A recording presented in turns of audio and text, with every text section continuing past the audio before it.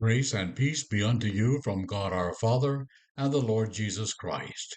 This is Dudley Weaver with a reflection on Psalm 30. Pride goes before a fall.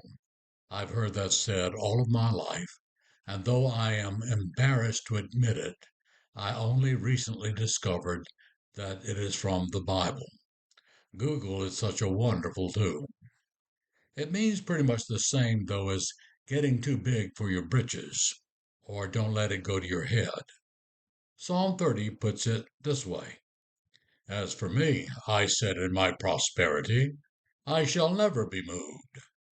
The psalmist had grown extraordinarily wealthy, far more so than the average man.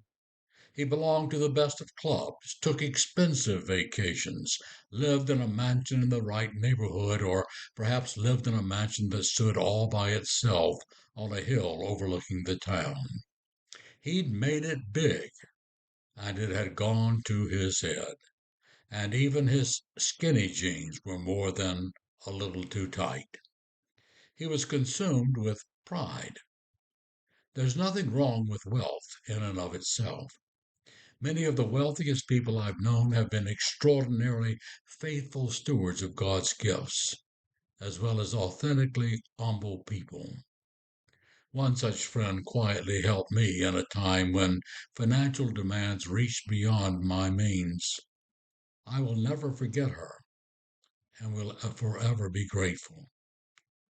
Pride, though, is a different matter. By your favor, O Lord, you had established me as a strong mountain. The psalmist acknowledges that apart from God's blessing, he would never have reached the pinnacle of success he enjoyed. His mistake was in assuming that because of his success and his wealth, I shall never be moved. He was sufficient unto himself. There are some things you cannot buy or protect yourself from. You can build a fortune over a lifetime and lose it in a minute. You can buy the best medical care available, but you cannot secure yourself from illness and from death. The psalmist was sick unto death. To you, O Lord, I cried, and to the Lord I made supplication. He even tried negotiating with the Lord. What profit is there in my death, Lord? Will the dust praise you? Will it tell of your faithfulness? Lord, let me live, and I can do that for you.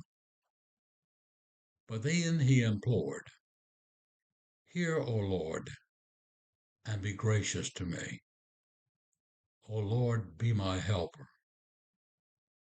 And he put off his pride. That, you see, is a far cry from, I shall never be moved. Ultimately, this psalm is one of thanksgiving for God's healing grace, in which the psalm rejoices, You have turned my mourning into dancing. You have taken off my sackcloth and clothed me with joy, so that my soul may praise and not be silent. O Lord my God, I will give thanks to you forever. So may it be in your life and mine. Let us give thanks to God forever for the wondrous things he has accomplished in our lives. Thank you for spending these few minutes with me today, and I pray God's blessing upon you not only today but always. Thank you.